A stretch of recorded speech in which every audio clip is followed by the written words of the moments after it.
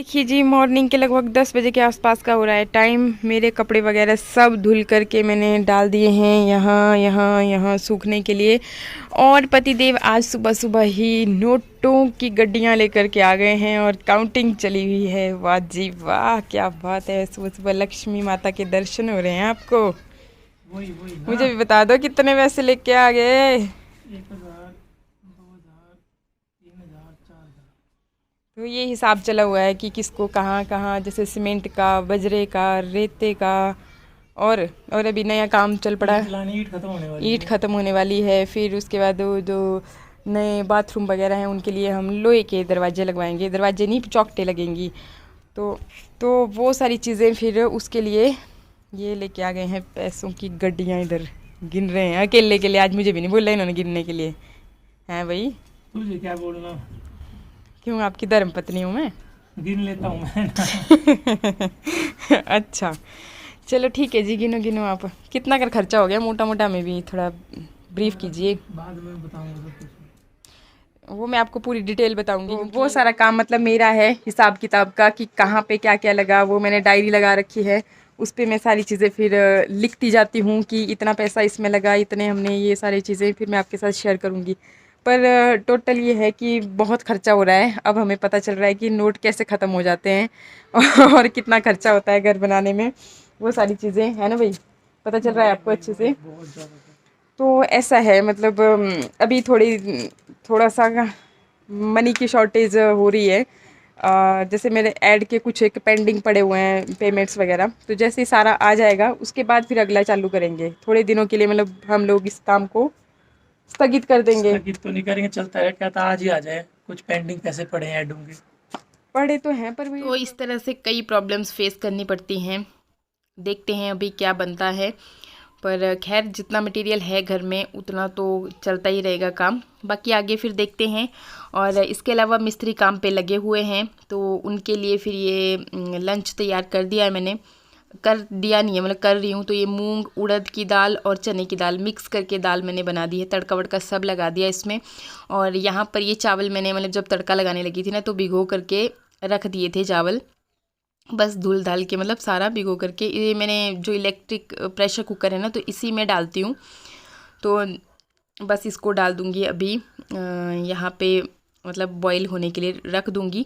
तो ये अपना काम करता रहता है। इसके सबसे अच्छी बात मुझे ये लगती है ना कि इसमें फिर बाद में दोबारा आपको देखना नहीं पड़ता, कि बस ये खुद ब खुद ऑटोमेटिकली बंद हो जाएगा अगर कभी भूल भी गए तो।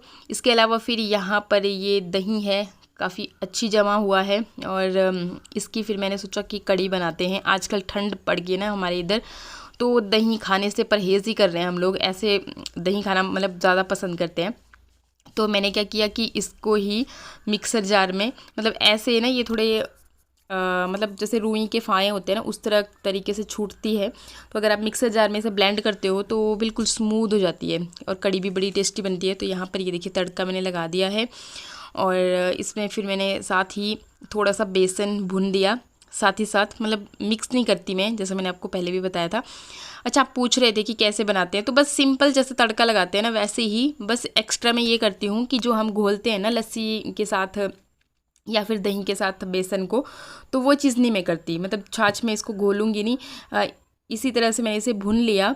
और जब अच्छे से भुन गया, पक गया, ब्राउन जैसे कलर का हो गया, तो बस फिर मैंने इसमें ये ऊपर से दही और छाछ ये मिक्स करके डाल दी। अभी मिक्स क्या, मतलब दही थी मेरे पास, उसको मैंने मिक्सर जार में एक बार घुमा लिया था, तो वो अच्छी स्मूथ हो गई थी। और थोड़ी सी मैंने ऐसे ही डाल दी, मतलब बिना घुमाए हुए, जो आपको ये वाइट वाइट दिख रही होगी वो इसलिए ताकि पता चलता रहे कि भाई दही की आज मैंने ये कड़ी बनाई है। तो ऐसे ना पतिदेव को लस्सी पीना ऐसे पसंद है, लेकिन कड़ी उसकी उतनी लाइक नहीं करते ये, और दही की बहुत लाइक करते हैं। तो फिर ये मतलब पहचान मैंने छोड़ दी।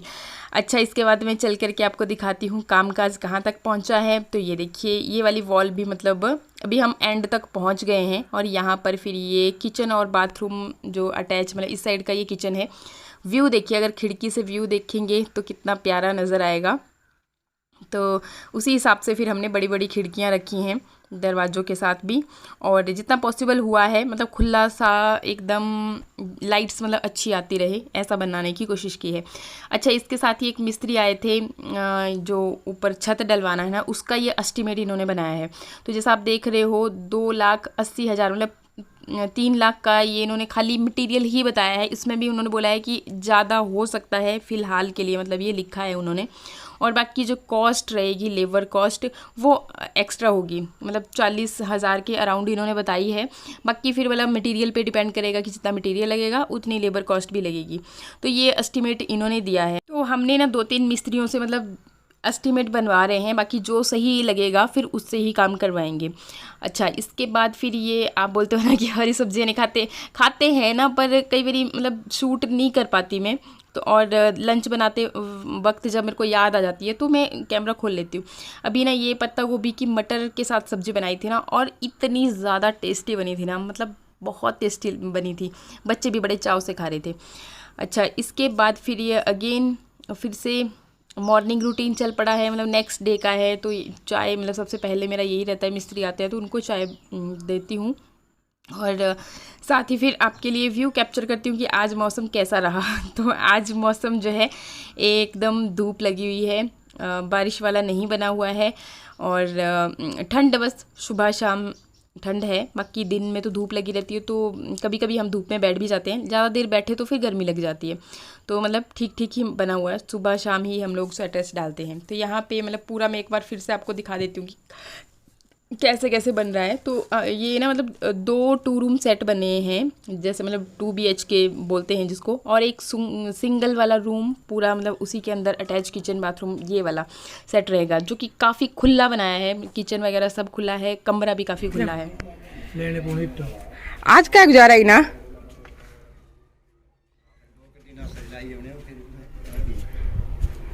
ले पानी पी पहले ना, फिर आधा घंटा तक तो पानी नहीं पी पाएगा।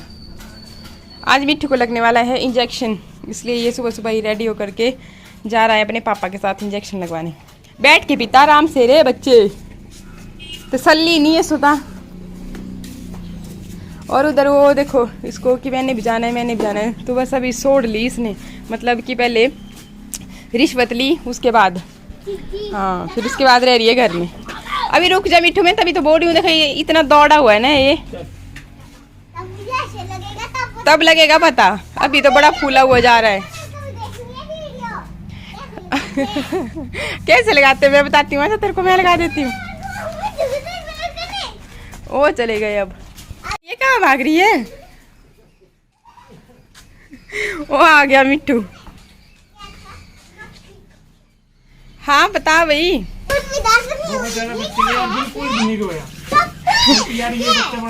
अच्छा ऐसा हुआ, कहाँ लगा मिट्टू? फिर बिल्कुल भी दर्द नहीं हुई? हाँ बिल्कुल भी नहीं। ओ मेरा मुन्नू क्या बोला, तो ऐसे बोला नहीं कि भाई कितनी देर तक खाना नहीं खाना या कुछ नहीं खाना, एड़ा कुछ नहीं। हाँ अच्छा शानू देख ले, इसको कोई दर्द नहीं हुई, कितना स्ट्रांग है ये। जो बोल रही थी मैंने भी जाना है, ये क्या है तो मुंह पे कहाँ लगा रहा है, गंदी बात। तो ऐसा ऐसा काम हमारा चला हुआ है, और आज जो है मिस्त्रियों ने कर दी है छुट्टी। तो बस मैंने सोचा कि अच्छी तरह से आज मैं क्लीनिंग कर लेती हूँ, डीप क्लीनिंग करती हूँ, क्योंकि ऐसे पूरा दिन भर वो रेत उठा करके लेके जाते हैं, बच्चे वहाँ से खेल करके आते हैं, तो सारे कमरों में ना मतलब क्या ही बताऊँ आपको, रेत ही रेत हर जगह, मतलब चर चर चर चर की आवाज़ सुनाई देती है। और मेरे को तो ना दांतों में कुछ इरिटेशन जैसी होती है इससे, तो मैं तो चाह रही हूँ कि भी जल्दी से जल्दी सब कुछ कंप्लीट हो जाता, तो मैं भी अच्छे से फिर एक बार पूरे कमरों की धुलाई करती अच्छी तरह से।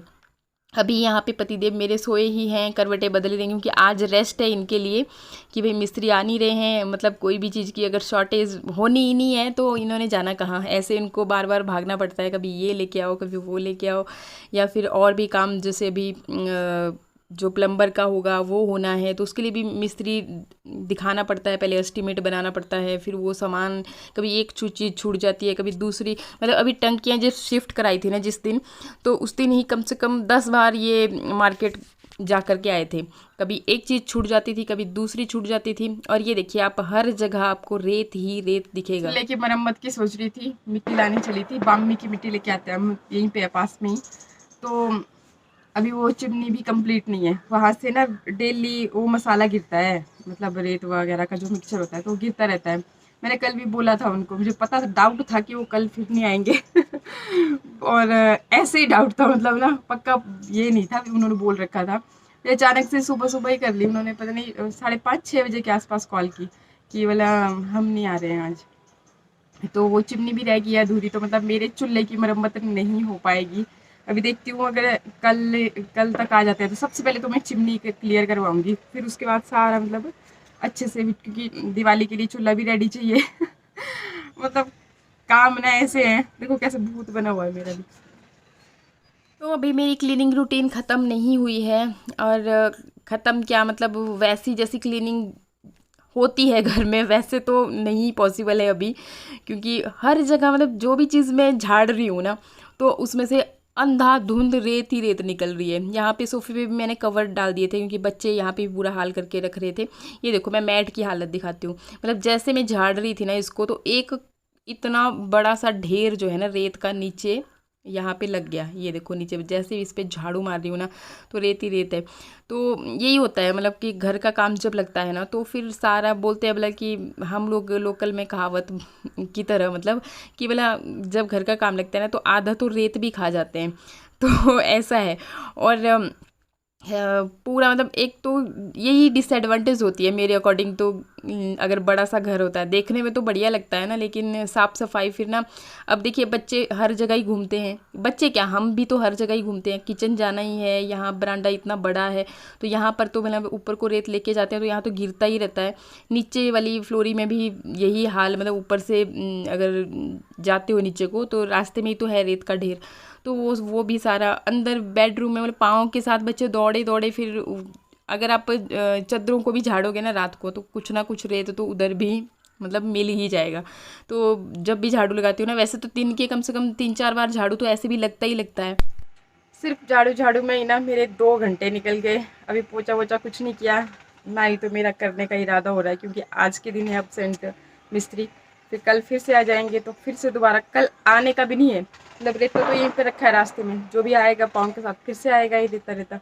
तो बस मैं यही चाह रही थी कि भाई काम वाम खत्म होके अच्छी तरह से पूरे घर को मतलब धो लूँ। पर चलो दिवाली आ रही है, इसलिए सफाई तो मुझे करनी पड़ेगी। तो देखती हूँ अब पोछा वोछा का। और यहाँ पे ये देखिए मिट्ठू कैसे चल रहा है, आता हो क्या जैसे लंगड़ा लंगड़ा चल रहा है। कल तो बहुत उछल के आ रहा था कि मेरे को कोई दर्द नहीं है, कोई दर्द नहीं है, लेकिन आज नहीं, पूरी रात भर भी मम्मा मैं आपके पास ही सोऊंगा।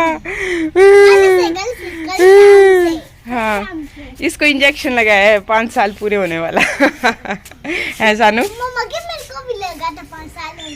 हाँ, तुझे स्कूल में लगा था, उस टाइम पे स्कूल खुले होते थे ना, इसको भी स्कूल में लगना था। अगर ये स्कूल खुले होते तो, अब स्कूल तो जाते नहीं है, तो फिर इसको यहीं पे लगा, फिर हॉस्पिटल में। हाँ, अब निकल ज़्यादा ढंग से लगा नहीं तो फिर ऐसे ही रह जाएगी तेरी टांग। और वो देखिए सामने की पहाड़ियाँ बर्फ़ से ढक चुकी हैं, बर्फ़ पड़ गई है, बहुत बर्फ पड़ चुकी है वहाँ पे ना।